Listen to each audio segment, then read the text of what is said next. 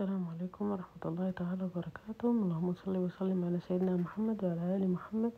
أهلا بكم ومرحبا بكم في قناتي يوميات سودانية في أمريكا. وصباح الخير وين ما كنتم ومساء الخير أينما كنتم.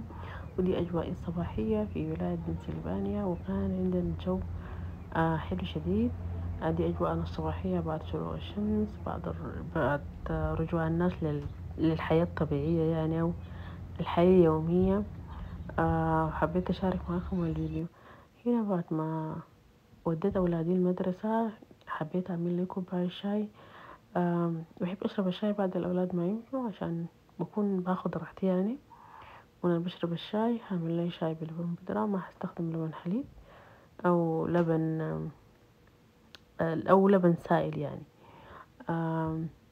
هكوب اللبن بودرة ومعلقة سكر، وهنا عندي شاي جاهز، وهشرب معاه بسكويت. واخد لي بخور، ده نوع من انواع البخور السوداني احنا بنستخدمه كسودانيين، وبغير يعني بيبقي ريحة البيت حلوة، ونوع من انواع تغيير المزاج كده يعني. الواحد شوية مزاجه يكون رايق من الصباح، بحب ياخد راحته يعني. فحبيت اوريكم يعني انا هاخد البخور وحمشي اشرب الشاي برواقة كده، واقعد احضر التلفزيون الاخبار، اشوف الحاصل ايش في الدنيا يعني. هنا دي عندي الأجنحة. هغسل الأجنحة بموية وخل وليمون ودقيق. وهنا عندي زبادي وعندي جزر، هعمل سلطة الجزر برضو. الخلطة بتاعت الأجنحة هعمل عليها بهارات مشكلة، شمار وكزبرة وملح وتوم وتوم بودرة وقرفة وملح طعام وملح عادي. هكب كل المكونات دي مع بعض، هقطع الطماطم وبصلة وفلفل فلفل أصفر أو فلفل برتقالي. هكون معه بهارات السمسم، وهكون معاه زيت الزيتون. هضرب كل المكونات دي خلطة تمام في الخلطة بتاعت النينجا. هيبقى يعني هخليهم يبقوا ناعمين، ما يكون فيها أي كتل أو ما يكون فيها بواقي الطماطم أو البصل. هخليها تبقى ناعمة عشان في الشوا تكون كويسة يعني، تشوي بطريقة حلوة. هخلط كل المكونات دي. هنا المكونات كلها بقت مخلوطة جاهزة. بعد داك هاجي أفرق كل المكونات دي في الأجنحة أو الصوص، هضيفه للأجنحة وأعمل عليها خلطة كده. أنا عملت الكلام ده وخليتها ارتاحت زي 3 ساعات في التلاجة، لأن أنا مجيش شويتها بعد ما أولادي جو من المدرسة يعني، منه زمن إنه كنا خلاص عاوزين ناكل يعني العصر. فهعمل كل المكونات دي أمزجها تمام، وهخليها قاعدة في التلاجة 3 ساعات عشان هي تشرب الخلطة، الأجنحة تشرب الخلطة وتكون يعني طعمة بعدين أو تدي طعم حلو في الشوانة من أجي أشويها. هعمل ميكس لكل الحاجات دي وهخليها قاعدة في التلاجة 3 ساعات. من 3 ساعات ساعتين يعني، المهم ساعة يعني، هي المفروض تكون أكتر من ساعة عشان الخلطة تتغلف يعني بالأجنحة يعني، أو الأجنحة تتغلف بالخلطة كويس يعني. هنا دي الشواية بتاعتي خليتها جاهزة، نظفتها وغسلتها. وهنا ولعت كل العيون، هي ما ظاهرة. وهنا ده الجو كان، حبيت أوريكم إنه الجو كان حلو، وكان عندنا يعني هوا أو نسيم. فكنا قاعدين أنا وولادي تحت الشجرة وهم بيلعبوا، وأنا كنت قاعدة معاهم. فكان الجو حلو شديد. حبيت أوريكم إنه الشجر في ذاته بيرقص يعني، أنا فرحان إنه الجو حلو.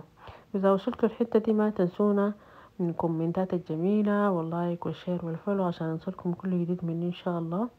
وما تنسوا تصلوا على الرسول في الكومنتات، اللهم صل وسلم على سيدنا محمد وعلى آل محمد. وادعوا كثير بربنا يفرج الهموم ويسر الأمور. وما تنسوا إنه تقروا سورة البقرة، وما تنسوا تقروا سورة الواقعة وسورة الكهف والجمعة إن شاء الله. ما تنسوها، دي أهم حاجة في يوم الجمعة.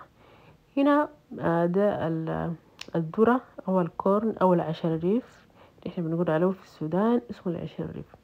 كان عندي واحد فحبيت أنظفه وأشويه قبل ما أشوي الفراخ أو الأجنحة.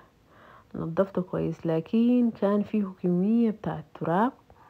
وبعدين ما كله كان فيه حب يعني، زي ما شايفين القاعدة في الصحن نصها فاضي ما كان فيها حب، وهو مختلف يعني. أنا عملته كله فنصه ما بيكون فيه حبوب يعني بيكون فاضي، انا ما عارفه ليه بيكون فاضي.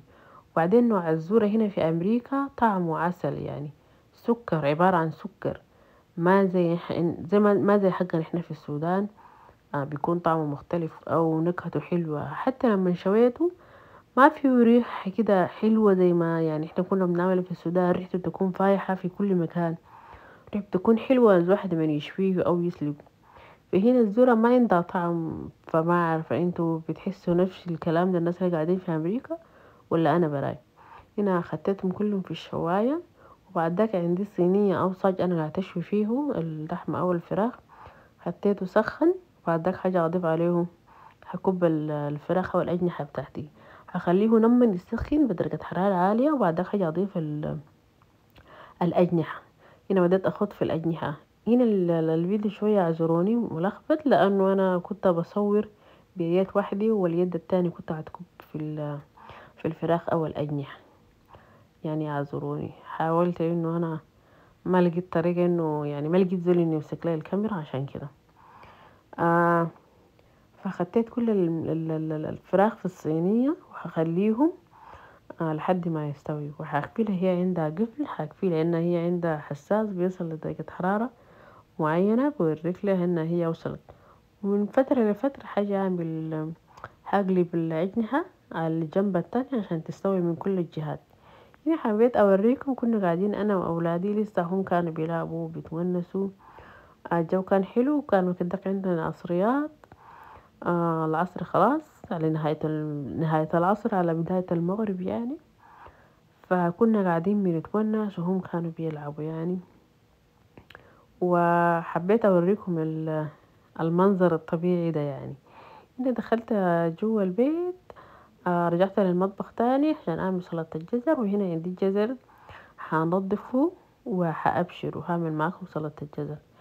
هبشر كل الجزر اللي عندي، والجزر ده كان نوع حلو يعني فريش كده يعني، حلو شديد. هبشر كل الجزر اللي عندي ده، وبعد ذاك اغسله، وبعد ذاك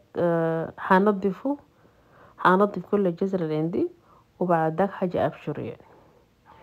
بعد ما نضفته وغسلته هنا بديت ابشر فيه، هبشر كل الجزر اللي عندي لحد ما ينتهي كله ويكون جاهز انه انا اديه تبويخ في النار، يعني يتبوخ في النار، ما يتحمر، يتبوخ اللي هو يكون يستوى يعني هو نص استوى.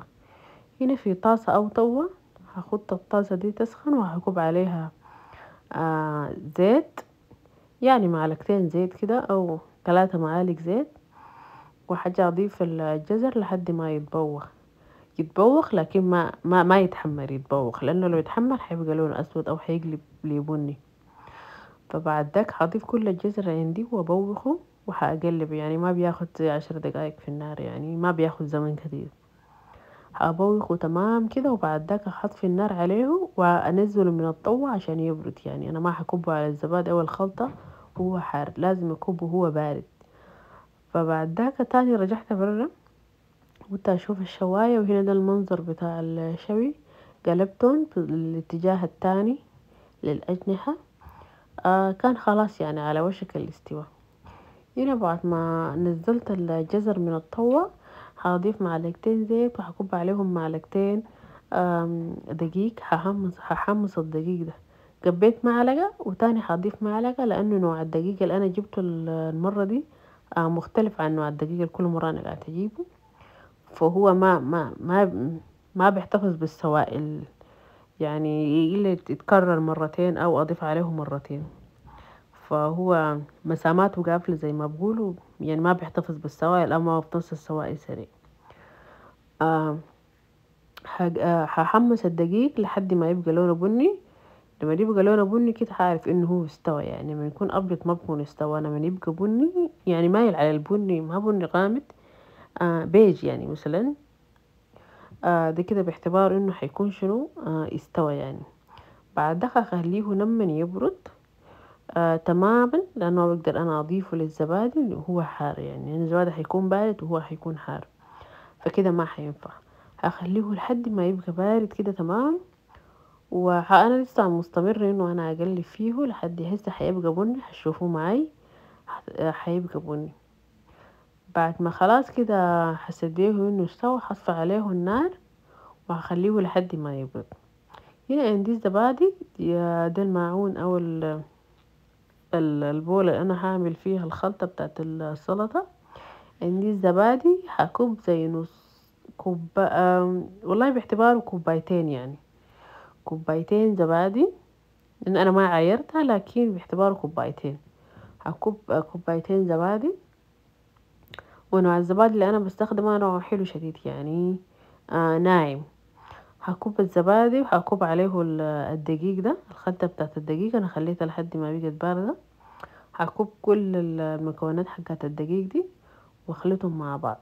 بعد داك حاجة هكوب عليهم الرانش، وهكوب عليهم عندي مايونيز بالشطة، هكوب وهكوب عليهم توم بودرة وملح.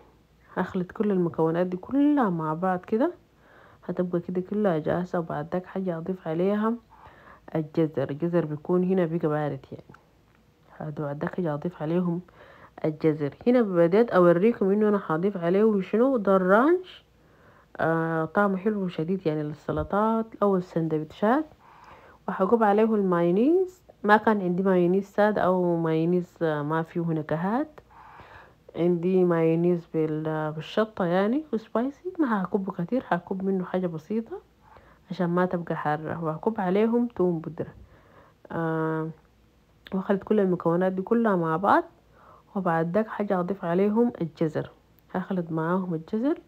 وبعد ما اخلط معاهم الجزر هضيف لهم ملح، شوية ملح، واخلطهم تمام. وبعد داك في الوش اجي اكب عليهم زيت الزيتون. هنا جيت اضفت الجزر واعمل عليهم خلطة تمام كده، اخلطهم مع بعض كويس. فبعد داك اخلطهم، هنا بديت كبت الجزر بديت اخلط فيه، اخلط عليه تمام. انت لو هنا حسيت انها هي بقت تقيلة، انت ممكن تضيفي عليها شوية لبن او زبادي سائل. انا بس ما بحبها سايلة، للناس اللي بتحبها سايلة، انا بحبها شوية كده تكون جامدة يعني، ما بحبها تكون سايلة.